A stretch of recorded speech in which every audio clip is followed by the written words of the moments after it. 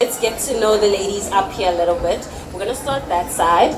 I want to know if you could have any superpower, what superpower would it be and why? I think the ability to read minds, because then I'll know the gap to fill, what the questions are that people have. I would have teleportation because then I don't have to, Uber everywhere or drive everywhere or take a plane. I could just be there. Okay, Melissa? Seems like the ladies are stealing all my answers. I would choose to be invisible because then I can be in places where I'm not supposed to be and steal secrets. I think I need more than 24 hours in a day. I don't know if anyone's going through the same issues. Okay, cool. So let's get into the serious business. So our theme for today is marketing mastery. But last time our theme was branding. Pretty similar, but there is still a big difference. So my first question is for Tristan. As someone who has such an honest and authentic brand, how can women entrepreneurs build strong, authentic brands that stand out in crowded markets?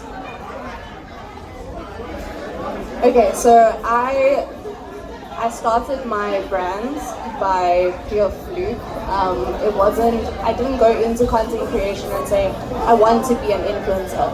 But I filled a gap in the market because I had cystic acne all over my face. My face was like 3 times the size. And I was real and relatable on a platform where you don't get that. At the time, TikTok had just transitioned from Musical.ly.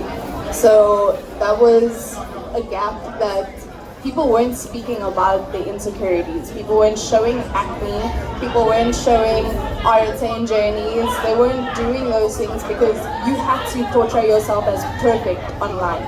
But my relatability was the stepping stone of where I started branding myself, and that has always been the foundation of my brands, to be relatable, to be raw, to be authentic, to be open and honest about everything that I'm going through. So be real, be yourself. Don't box yourself in because you feel like, oh, I have to look a certain way, dress a certain way, my house has to be a certain way for me to have clean aesthetic branding. Be you, because that is going to push you further. Yeah. Okay, thank you. And our next question is for Miss Melissa. What advice would you give to someone who wants to become a thought leader in the industry in terms of marketing? Alright. Hi again. It all starts with having systems and a structure. If you want to be a thought leader in your industry, you first need to know about the industry, know it in depth, master it. Therefore, you can be able to move forward and drive forward whatever it is that you're trying to market, in short. Thank you. I just want to mention, if in case you guys are wondering if I just sat down and I wrote a bunch of questions, I did not. These questions all come from you guys, so all these questions were written by you guys when you registered.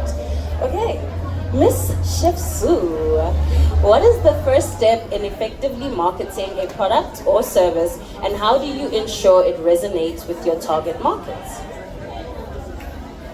Let me give you an example. So how we do it in our business, in the food industry, is we make a big hype about a product. It's going to be on the shelves for a very short time. I recently introduced a vegan butter chicken. Now, if you know the vegan scene, vegan butter chicken is almost an impossible dish to make. This is something that people are missing, and they crave and they want. So it was for a limited time. We got people to come through, enjoy it, gave a limited amount of access to the product initially.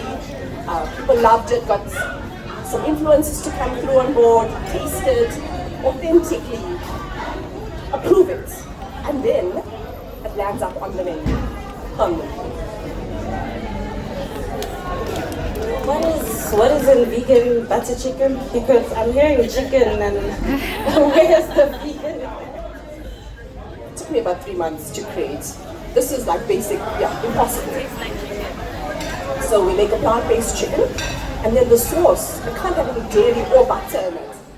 So you're gonna balance this out to perfection, but it's such a delicious dish. People travel from all over to come and taste this. It's pure decadence, deliciousness, flavor, all the goods. Sorry if I'm making you hungry. Okay, and I heard you say something about influencers. I want to direct that question to Ms. Shomisani. I've seen you work with a lot of influencers. How can we, especially if you're starting out your brand and you don't have a lot of resources, how can we work with influencers with our brands?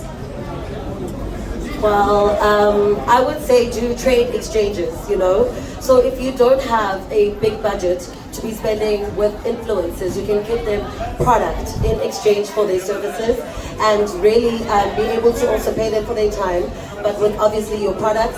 And also it's a win-win, you know, it's a quid pro quo. You show how much you appreciate their skills and they also then influence for your brand accordingly. Thank you. And then I want to flip the question to the influencers, Tristan and Melissa, because she said trade exchange, and I don't know how you guys feel about that.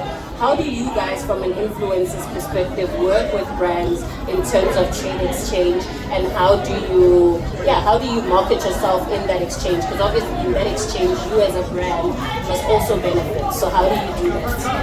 Can I go first?